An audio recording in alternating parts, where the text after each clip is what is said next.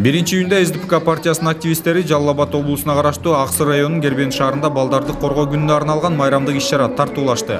Аксы районунун кичинекей тургундарына концерттик жана оюн зоок программа сунушталды. СДПК партиясынын Аксы району боюнча координатору Гүлзат Койчубекова балдарды майрам менен куттуктап, чын дөнсү улук жана узун өмүр каалады. Концерттик программанын учурунда балдарга бал муздактар таркатылган.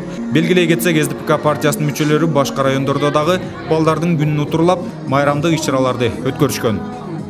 Биринчи июн балдарды коргоо мейрамдык күнүнө карата Аксы жергесинде бүгүн өзгөчө салтанат болуп атат.